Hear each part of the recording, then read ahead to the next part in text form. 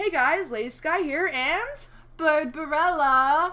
welcome back to part 2 of 4 child murderers. And these are children that commit the murders of other children.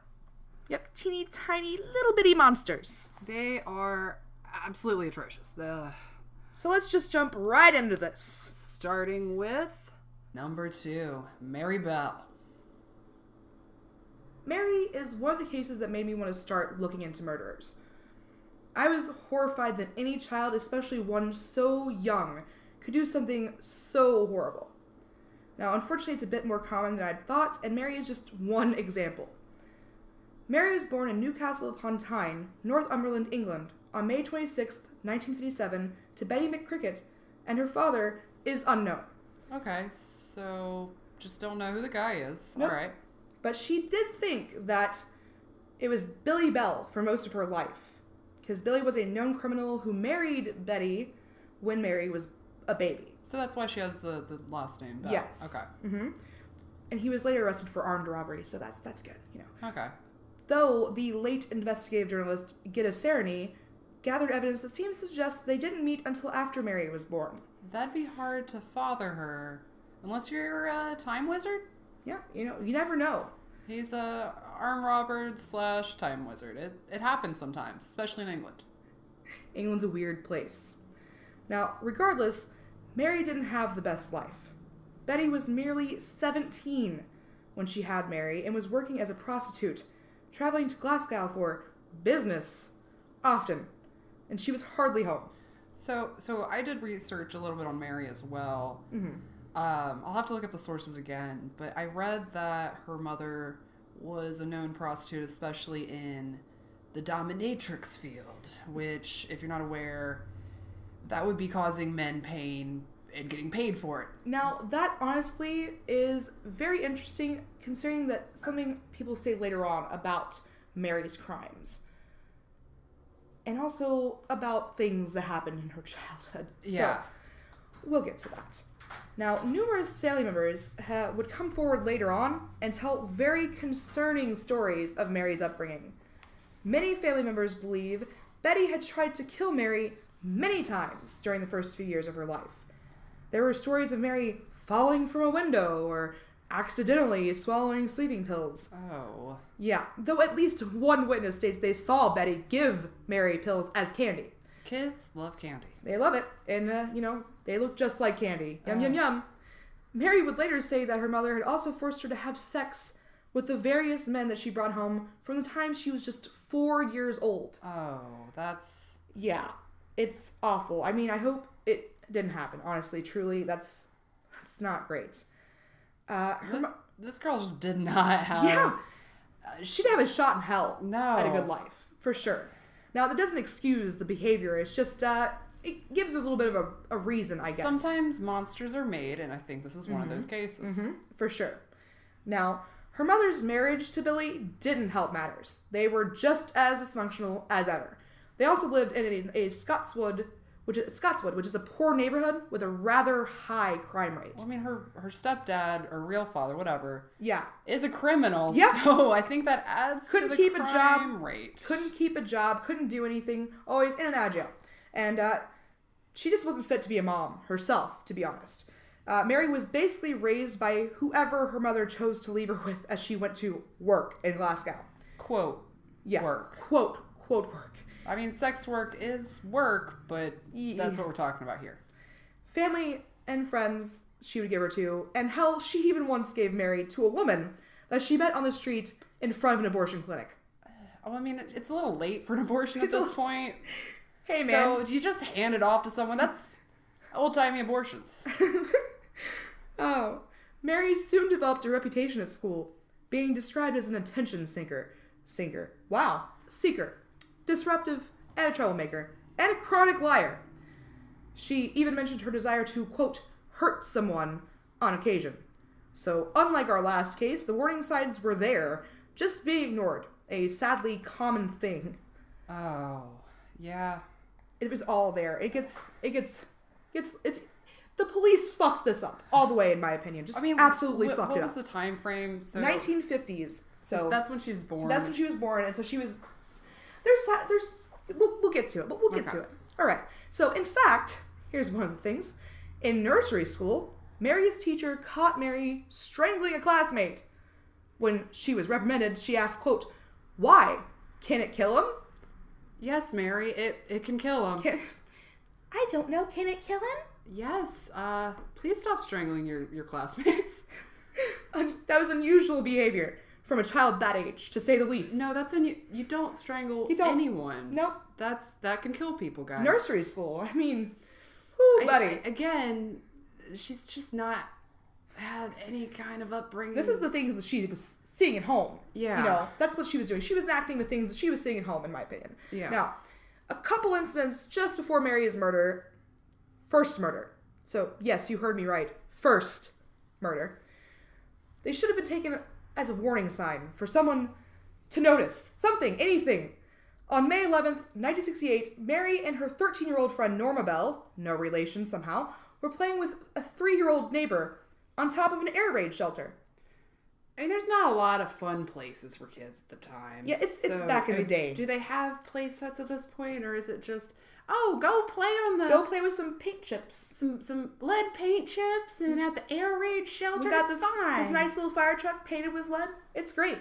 All right, so once again, now, though, I have to ask why a child that was turning 11 in just a few days and a child that's 13 would be playing with a toddler? They're babysitting.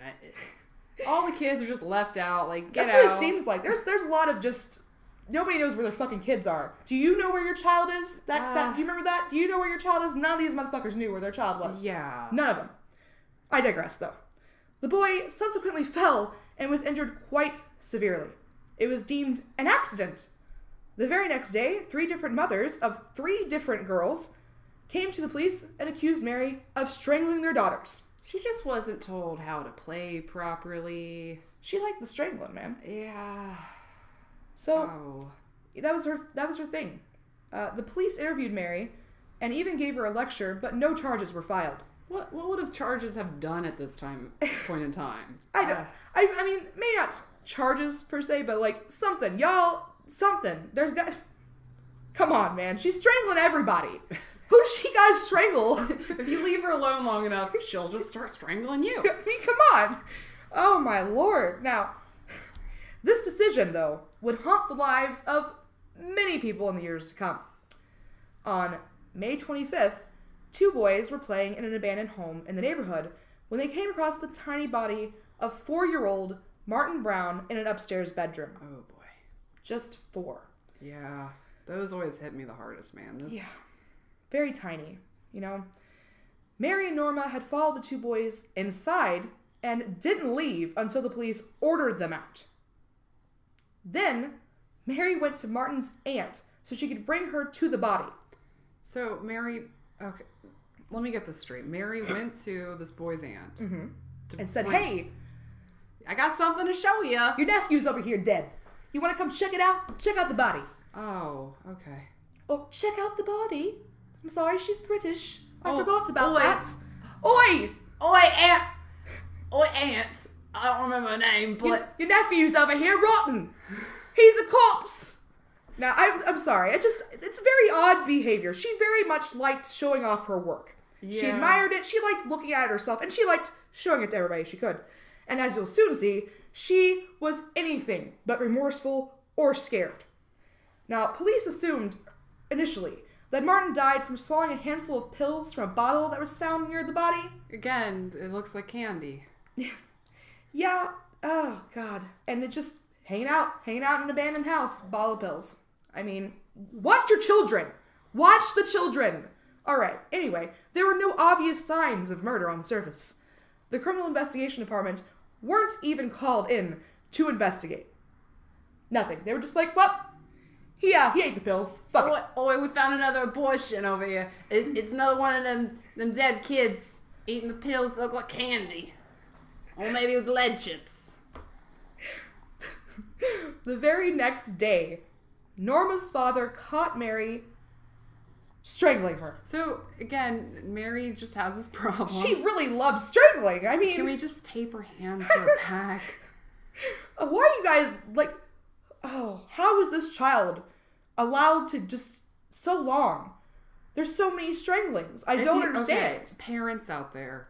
Please. If your kid starts strangling anybody... That's a fucking sign, if I've ever seen one. They didn't have a lot of signs back then. Serial killers weren't even a thing. It's still odd, strangling. I'm just gonna come up and I'm gonna strangle you. It's fine. She liked necks. They like to play like that.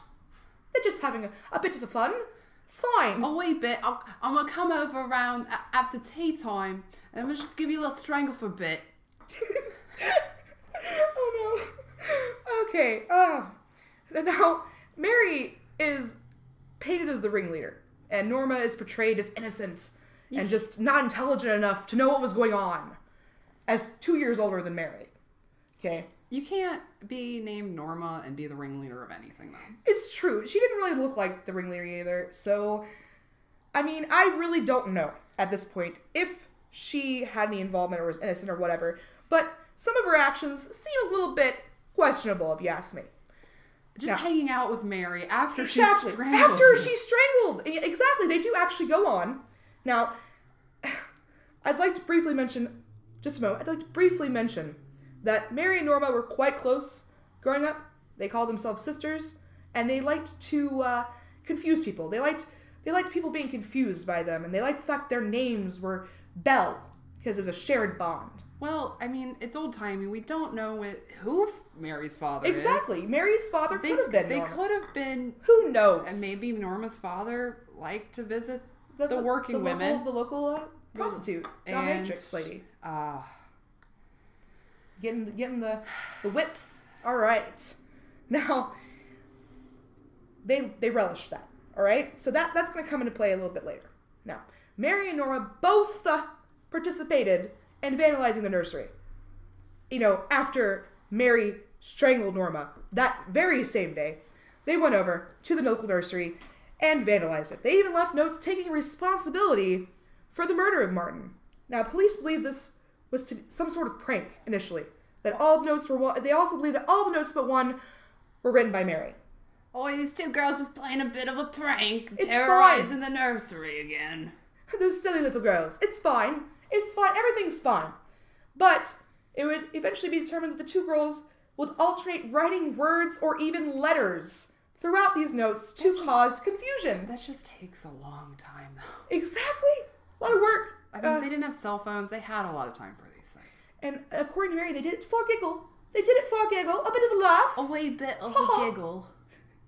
4 days later, Mary showed up at Martin's house and asked to see him. No. Oh my god, yes. I did not hear about this. Oh, yeah. Yep. When his grief-stricken family reminded her he was dead, she replied, quote, "Oh, I know he's dead. I wanted to see him in his coffin." Because she's that awful. Oh my gosh. All right. On May 31st, the aforementioned nursery school was broken into once more. A recently installed burglar alarm alerted police to the location, where they found Mary and Norma hanging out by the school. What was the alarm system? Was it just a string and a bell in those days? It's, I think this is maybe early 60s. 60s. Okay. So maybe a little more advanced. It was 2 bells. It was 2 bells. And I just made a bit of a funny, because it was 2 bells. Oh, but Now, they vehemently denied they were involved and were released to their parents. They were just hanging out by the school having a bit of a laugh. Always a bit of laugh. It would be 2 months before tragedy would strike again. On July 31st, Brian Howe was reported missing from his home in Newcastle. Mary actually approached Brian's sister and said that Brian might be playing on the heap of concrete blocks that had been dumped in the vacant lot nearby. Those crazy kids.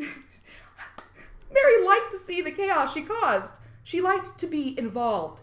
And she even helped in the search. Oh, going back to Josh, our number 3 on this list. They just really like to see it. That's what a serious, like, they always return to the scene of the crime. And even as kids they do, Apparently, yeah, she very much loved it. Now, indeed, Brian's tiny little body was found lifeless and mutilated, not far from the vandalized nursery school. Yeah, same neighborhood.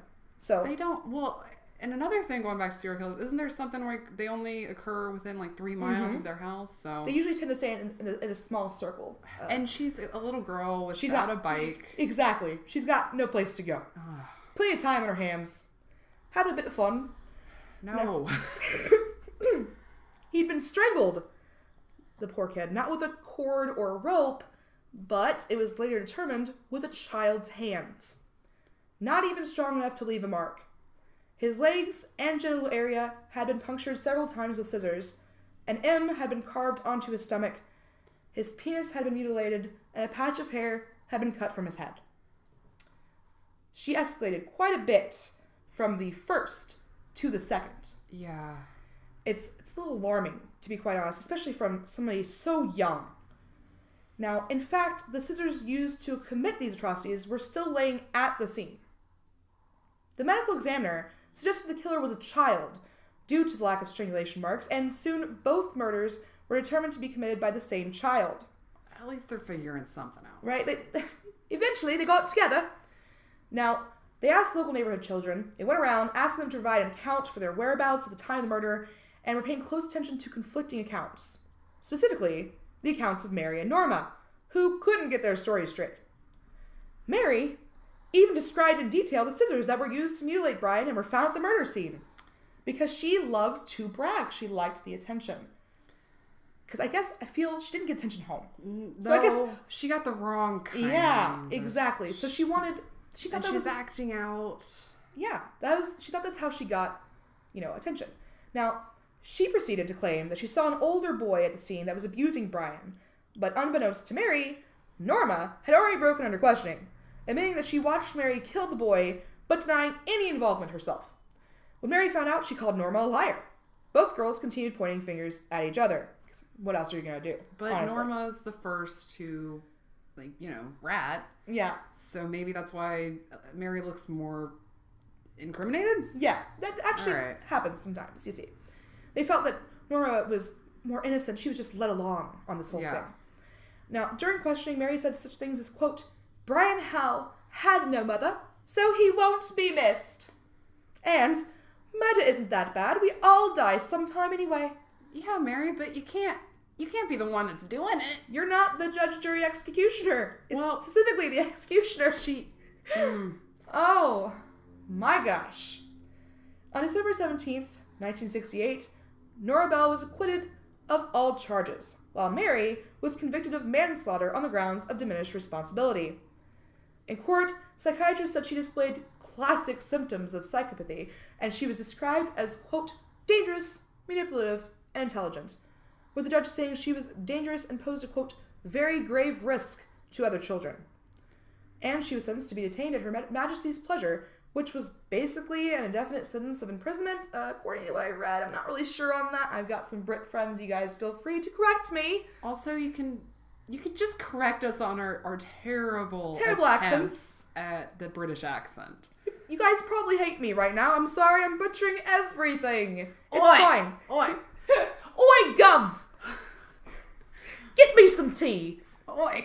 I just say that the true way to just butcher a language is say, so for, our Australian friends, you can just say the word cunt. Just say cunt over and over. Put the shrimp on the barbie. Oh, those cunty barbecues. And the literal only difference between that and my British accent is I just say oi a couple more times. Exactly. That's it. That's the difference. We're going to offend everybody. You know what? If that's what's offending you, you're not paying attention. Exactly. And we're also, we're equal opportunity offenders. Okay? So, there you go. You should be offended by these mini monsters more than our attempts at your accents. Yeah. That's what I'm trying to get here. Now, let's get back on track just a tad. It's fine. Now, after her time in a young offenders institution where she attempted to accuse a guard of sexual assault, of which she was acquitted, of course, she was transferred to an adult prison. An open adult prison. Okay? Mary's mother, at this time, took every opportunity she could to wring out any bit of fame from her daughter's history she could. The apple didn't fall far from the tree, it seems. Yeah. Very, very much loving the attention. I blame her mother for most of the things. For sure. All the things. Yeah. Now, just a year later, She tried to escape prison with a fellow inmate, but was captured just 3 days later. Maybe she was bragging about it, like, oi, I just escaped from prison. She probably did. She honestly, I really wouldn't doubt it. Now, she took this opportunity to, surprise, bask in more attention. Mary was very much about the spotlight. She loved it.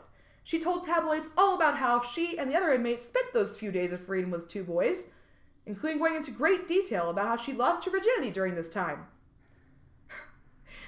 Her punishment? Merely a loss of prison privileges for 28 days.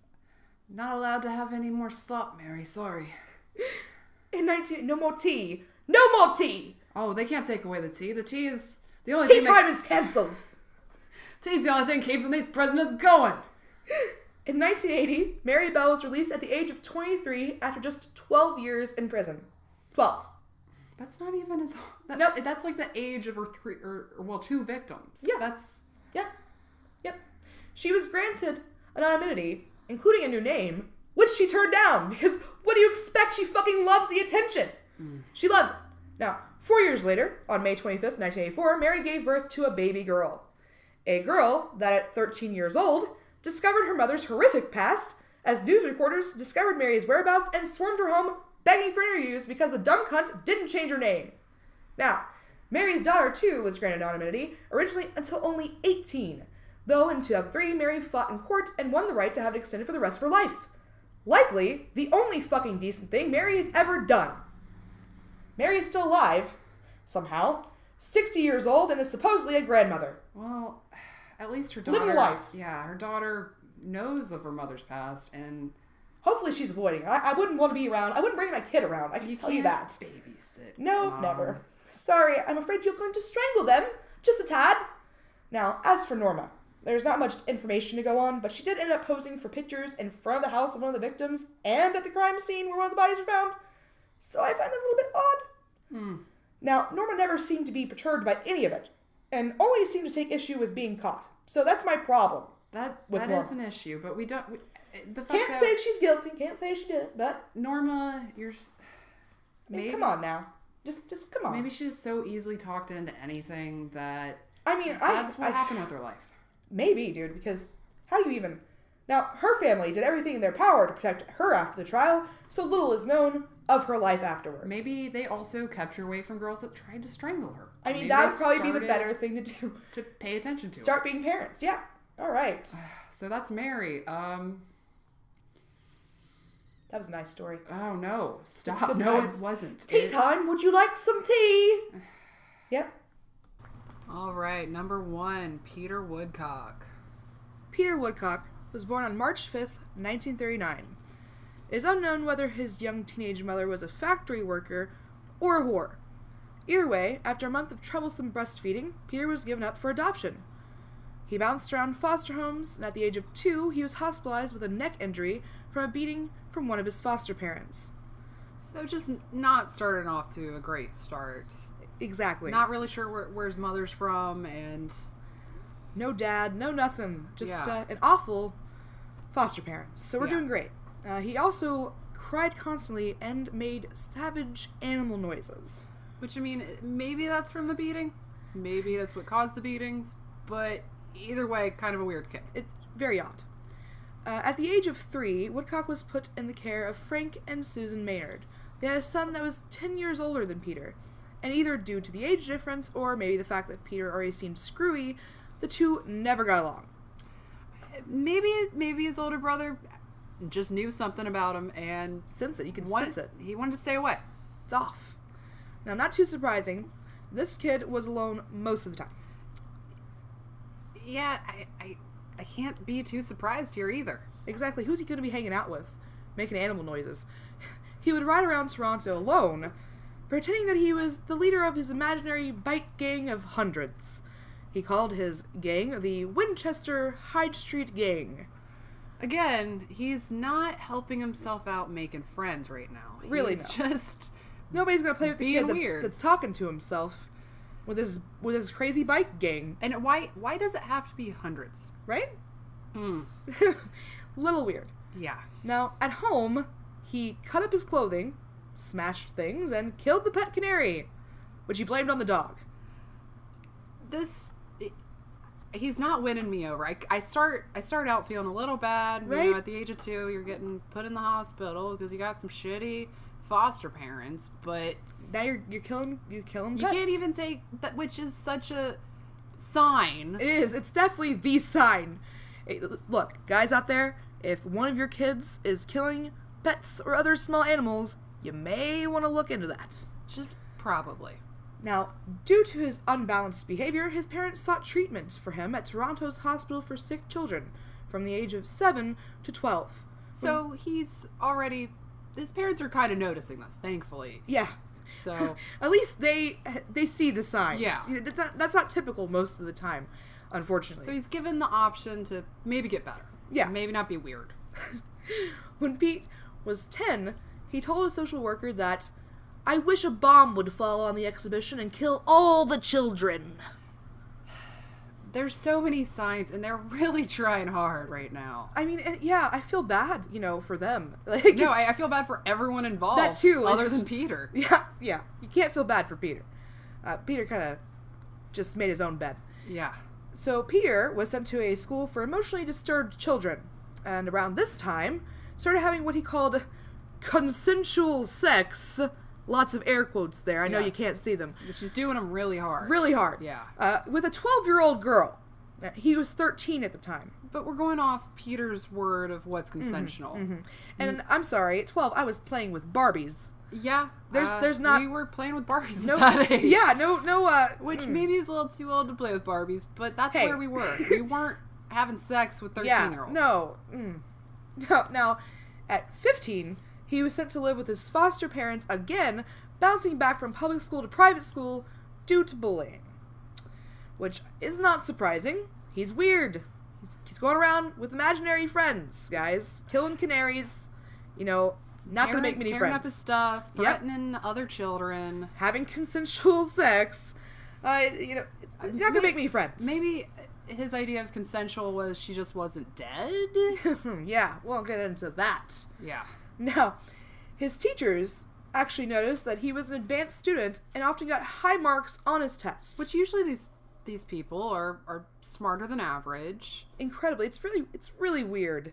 Maybe if you just kept studying, you could have done something. Besides murder. Yeah. But, I mean, whatever. I guess you do what you're good at. Now, at 17, Woodcock was still riding his bike all over the city with his unusual imaginary friends, and he was also sexually assaulting young children. So at this point, it's escalating. Yeah, definitely. It's definitely gone to the next level. It's not, consensual sex with a 12-year-old. It's sexually assaulting kids.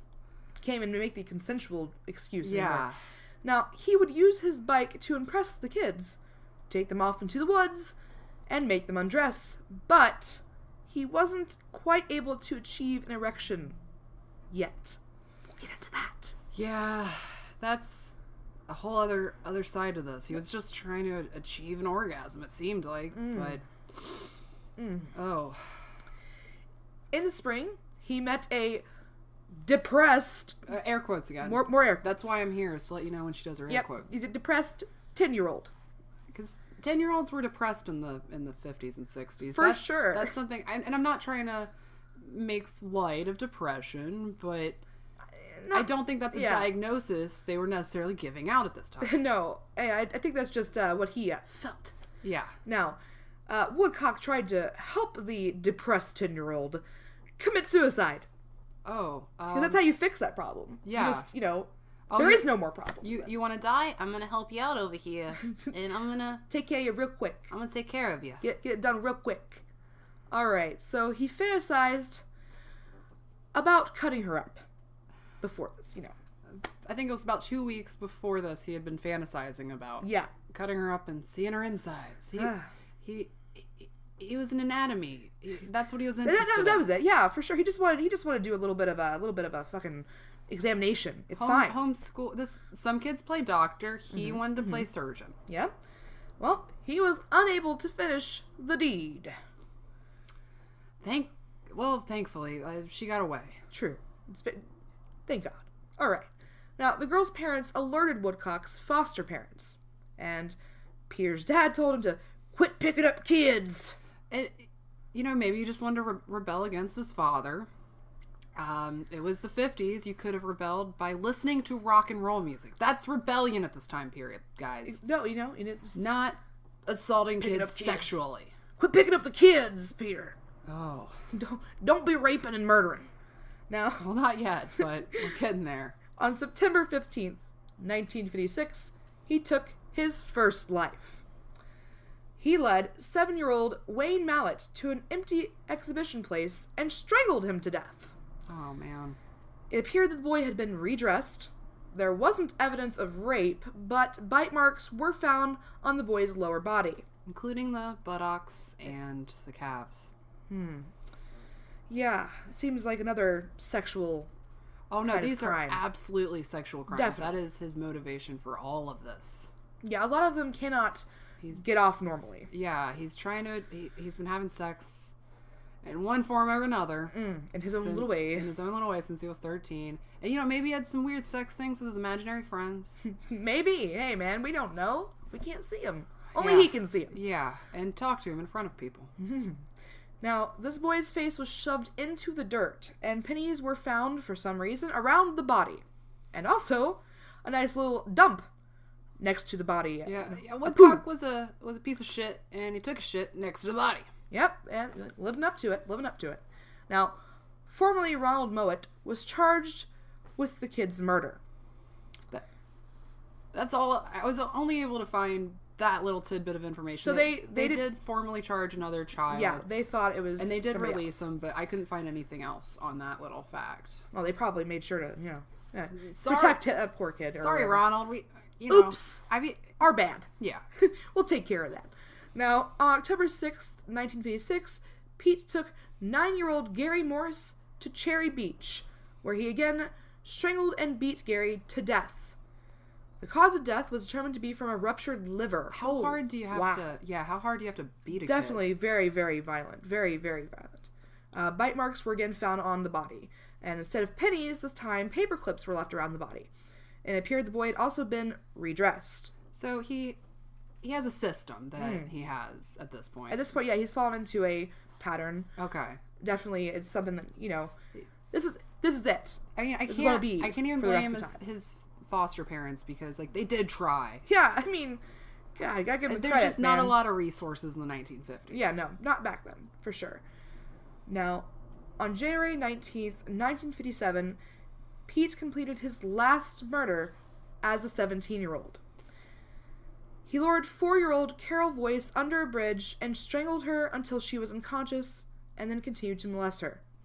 She was found nude, and her death was caused by a tree branch being forcibly inserted into her vagina. I don't even have any jokes to make. There's nothing funny about this part. It's just awful. He was a sadistic And human being. They do tend to insert other objects in because they can't insert themselves. Or It's achieve a thing. Yeah. So he an did it erection. another way. Now, a composite sketch was able to be made from witnesses that saw Woodcock leaving the scene. The sketch was read in the Toronto Star, and Pete was arrested 2 days after Carol's murder. He confessed to all the murders. Well, they caught him. I mean, hey, man, you got me. You got me. Gotta Oh, give you it up. wild guys! You finally caught up. He's quoted as saying, "My fear was Mother would find out. Mother was my biggest fear. I don't know if the police would let her near me." I think they should have. I whatever Honestly. his mom was gonna do. Yeah, they fuck. like Let her do it. Let her do it. Beat the shit out of him, okay? Oh, I mean, at this point, he's almost 18. He's almost an adult. He's just barely flying under that radar as a child Yeah, murderer. definitely, yeah. Murderer or child murderer murdering children, that is. Yeah, yeah. Oh, man.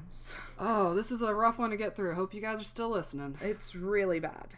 Now, on April 11th, 1957, he was found not guilty by reason of insanity and sent to... I get that. Yeah, the guy's he's insane. definitely insane. He's He's taking definitely dumps insane. next to bodies. You can't say he's insane. That definitely applies here. And I mean, leaving the pennies aren't pennies like actual currency back then? That was worth like Right? Yeah, that was worth something. That was like leaving a bunch. It's of... not like nowadays where it's just like, pfft, who cares? There's just pennies everywhere now. That's what the dirt is made out of.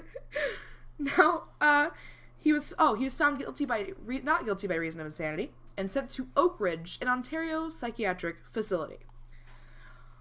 But wait, this crazy trade ain't done yet! Choo-choo! The 60s were a wacky time, with wacky tobacco, and throughout Peter's imprisonment, he was put under some interesting forms of therapy. And he is an adult. He is a fully grown adult man at this time. Yes. He was fed a wild mismatch of drugs that were available at the time, including LSD, and also a lot of other drugs that we can't pronounce. Yeah, we're not doctors over here. We don't... You guys want to look that up? You can look that up. Yeah. Hey. Now, Pete was in a groundbreaking form of therapy, one called the 100-Day Hate-In. That's groundbreaking for the 60s. That's... I mean, Ooh. a lot of groundbreaking things back then, including LSD. In it, criminally insane inmates were locked together in rooms. Sometimes, because that's the best way to handle this. Yeah. Lock them together in a room. It never could go wrong. No. Now, sometimes, without any other distractions, they were fed an assortment of drugs in hopes of changing the subject's personality. I mean, you know, they're... It's going to be changed. It's going to be changed it's going to be changed somehow. Somehow. It may not be in the way you hoped, but hey. No. All right. So, Peter noted that it only helped him become better at manipulating others. Good job, guys. Let's feed him drugs and teach him how to destroy other people's lives even better. You guys made him more evil. You did it. Bravo. Now, in 1982... Oh, nope, sorry. Got ahead of myself. Oops. Pete, good old Pete, would have sex with other inmates. So he's achieving... Somehow. Yeah. He's, Some kind of... Maybe he's picturing the murders. I mean, that's how I feel. They've already happened. Yep, so he's having sex with other inmates that he deemed either crazier than him or less intelligent. How does one decide that someone's crazier than themselves? I mean, I don't think... maybe crazy can recognize crazy. Maybe I just don't see it. We're not crazy. There you go. Yeah. Well, so he formed another imaginary gang and used it to convince others of his powers. I guess he left the other gang. Yeah. Well, no, they weren't allowed in. Oh. You see, they weren't granted access to the mental facility, so we had to So he had to make a new gang. Yeah. Okay.